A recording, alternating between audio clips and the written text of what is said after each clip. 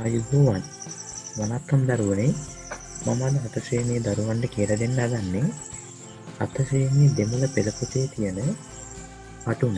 එහෙම නැත්නම් අපි පටුනට දෙමළෙන් කියනවා උල් අඩක්කම් කියලා. මේ පටුන තමයි මම අද ඔයාලට කියලා දෙන්න හදන්නේ.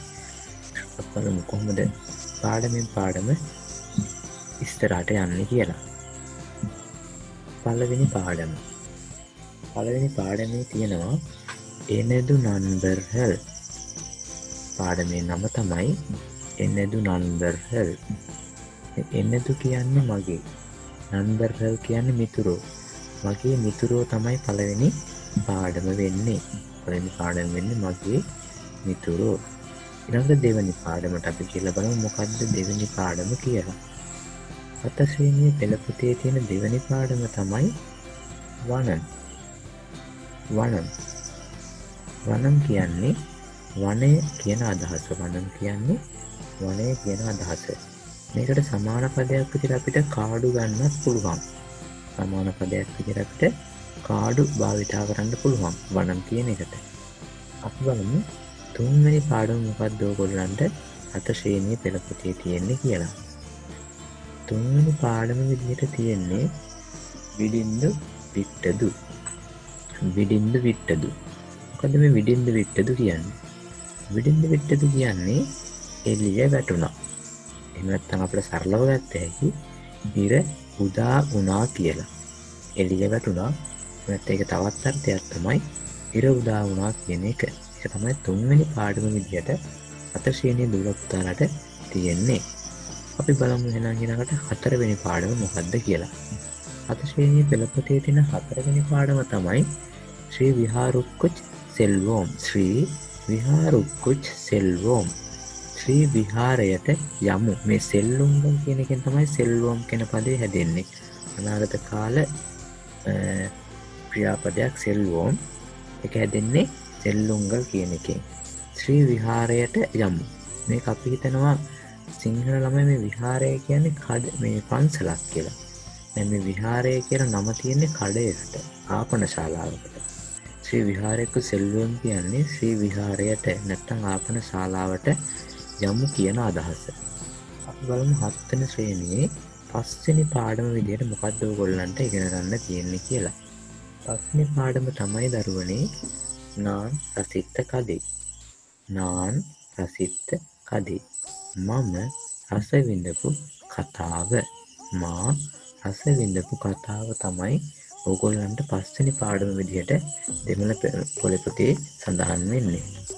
අපි යමු 6 වෙනි පාඩම මොකක්ද කියලා බලන්න. 6 වෙනි පාඩම තමයි ඕයු නේරත්තිල්. ඕයු නේරත්තිල්. ඕයු නේරත්තිල් කියන්නේ විවේක කාලයේදී. විවේක කාලයේදී. 7 ශ්‍රේණියේ දුර පුතාලට තියෙන 7 වෙනි පාඩම තමයි පෝවදු එප්පඩි. පෝවදු එප්පඩි. මොකද මේ පෝවදු එප්පඩි කියන්නේ? පෝවදු කියන්නේ යන්නේ එප්පඩි කොහොමද? පෝවදු එප්පඩි කියන එකේ අදහස තමයි යන්නේ කොහොමද? අපි බලමු 8 වෙනි පාඩම. 8 වෙනි පාඩම තමයි විලාක්කල්. විලාක්කල්. මේ විලා කියන්නේ උත්සවය. උත්කල් කියන බහුවචන ප්‍රත්‍යයේදීලා විලාක්කල් කියලා හැදිලා තියෙනවා. විලාක්කල් කියන එකේ අර්ථය තමයි උත්සව.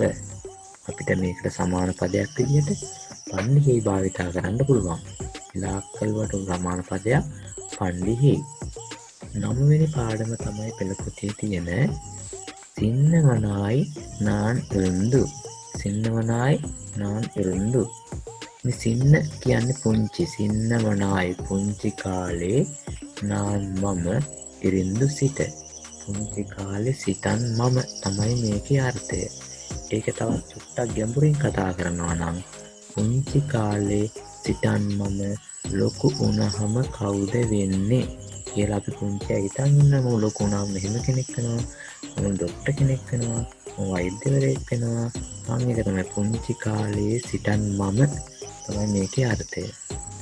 7 ශ්‍රේණියේ පෙළ පොතේ තියෙන 10 වෙනි පාඩම තමයි සුත්තම් සුහම් තරුන් කියලා කියන්නේ. සුත්තම් සුහම් තරුන්. උත්තම සුවන්තරුන් කෙනෙකුගේ අදහස තමයි පිරිසිදුකම නිරෝගීකම ගෙන දෙයි. පිරිසිදුකම නිරෝගීකම ළඟා කරයි කියන අදහස. අපිට තියෙන 11 වෙනි පාඩම තමයි ඉගෙන ගන්න තියෙන්නේ 4 ශ්‍රේණියේ පෙළ පොතේ මලෙයි. මලෙයි. මොකද මේ මලෙයි කියන්නේ? මලෙයි කියන්නේ වැස්ස. අපිට කණ්ඩත් හම්බෙලා තියෙන හැබැයි මේලා යන්න නෙමෙයි. ඒක අවබෝධයෙන් ඉගෙන ගන්න ඕන. මලෙයි කියන්නේ වැස්ස. අවසාන පාඩම. ඕගොල්ලන්ට තියෙන අවසානම පාඩම තමයි පරිසු වාංගුවෝ. පරිසු වාංගුවෝ. පරිසු කියන්නේ තෑග්ග, වාංගුවෝ කියන්නේ මිලදී ගන්නෙමු. එහෙනම් ඒකේ අර්ථය තමයි තෑග්ග මිලදී ගන්නෙමු. එහෙනම් මේ පුතේ මෙන්න මේ කියන පාඩම් ටික තමයි අපිට 7 ශ්‍රේණියේ පෙළ පොතේදී ඉගෙන ගන්න ලැබෙන්නේ. මේ පාඩම් එකින් එක ඕගොල්ලන්ට පන්තියේදී ඉගෙන ගන්න පුළුවන්. එහෙනම් අපි 7 ශ්‍රේණියේ පෙළ පොතේ පාඩම් පැහැදිලි කිරීමෙන් අපි අදට නතර වෙනවා. ඕගොල්ලන්ට සුබ දවසක්. ස්තුතියි. නන්දි.